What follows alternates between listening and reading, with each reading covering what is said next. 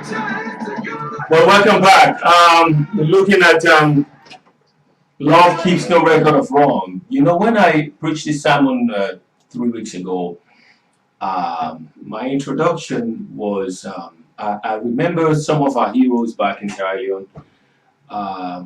When I was growing up, some of our football players, Kamadumbuya, Christian Cole, just to name a few. And then when I was researching the sermon, I went to the internet to look of records that they have of them. I find none. So I was surprised, these are our heroes. And Kamadumbuya, some of you may be too young to remember. Christian Cole, some of you will not remember. Uh, but when you have blessings like that, these people have been our heroes, and then we have no record of their achievements, no record of the goals they scored, no record of the games they played, no records of assists. It was just 2 weeks ago or a month ago that here in the US, Tom Brady had 400 touchdowns, and it was a big thing. They had that record, they kept that ball, they put it as a remembrance. And why do I have to say all of this? Paul says, love keeps no record of wrong, but it doesn't say love should not keep record of right. So it's implied. In one way, don't keep record of wrong, but in a love relationship, keep the record of right, the good things. Just like if we can go back and find out all the games that come out when we have played, the goals that he scored, the good moments, it was saddened me that it was not there. So in a relationship, we should keep the record of right, of the good things the person has done. How easily we just forget. Somebody hurt us, and then we call that person a demon, and we forget about the person, and then we do not keep record of right.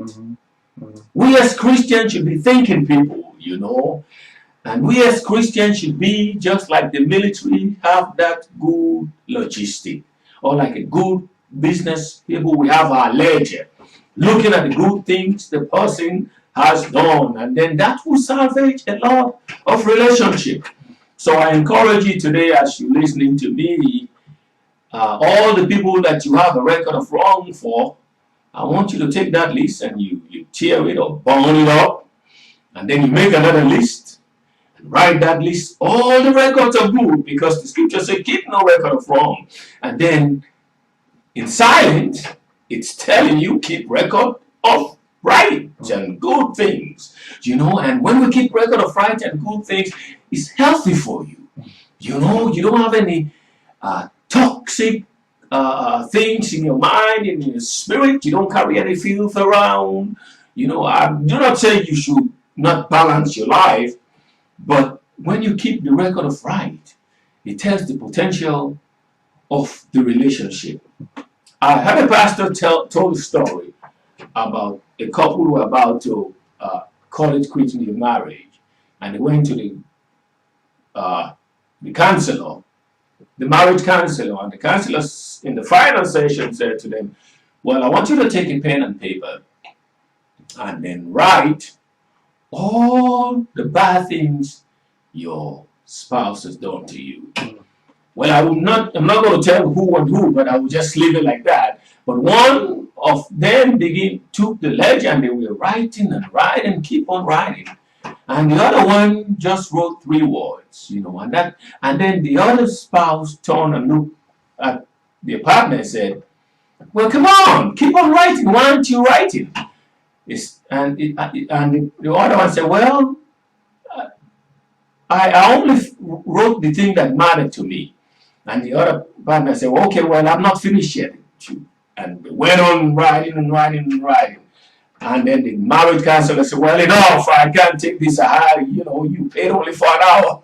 So your hour is finished. So let me see the list. And one of the partner put, you didn't cook my cassava leaf. You didn't do this. You didn't buy me a card. Put a long list, read. And then the counselor said, well, let me see the list of the other one. And in that list, he said, He only wrote 3 words to say, I love you. You know, that was a record of right, you know. And I want you today, as you reflect on this, having those 2 records, take that one that is bad and burn it up. And take that good record that is good, frame it up just like you take a nice picture and plaster it all over your house to make it good. Take that one record of wrong just like you take a nice picture and put it at your desk in your office. Take that one record of right and keep it with you so that it will keep you smiling throughout the day. Most of us get sick because we are harboring a lot of wrongs that people have done to us. Most of us get discouraged and our health is in danger because of all those records we keep. But if we're able to keep the records of right, we smile more, we are friendly, we are able to keep good relationship. I challenge you today as you reflect on this verse, on this phrase. It keeps no record of wrong. Some records you have to toss out. Other records you have to keep. I challenge you today as you listen to the sound of my voice. Your records may not be written on paper, but it's written in your hand and it's giving you heaviness of heart. It's weighing down your spirit. The record you have written, the next time you see the person, you want to hurt that person so bad.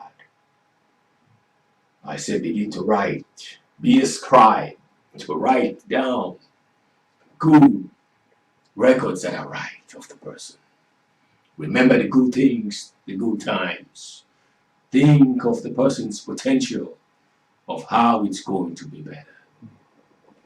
I want to thank God for this very hour. Although I'm talking to you, but I'm talking to myself, this is so refreshing for me.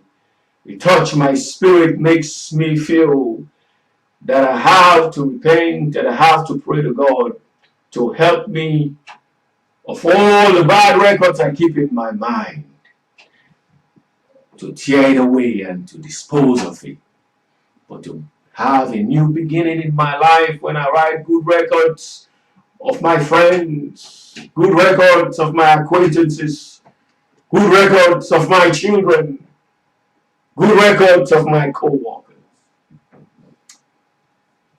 May this time be a time of prayer also. And think about this when we come back. It will be a time for me and you to pray so that this will be a life-changing moment.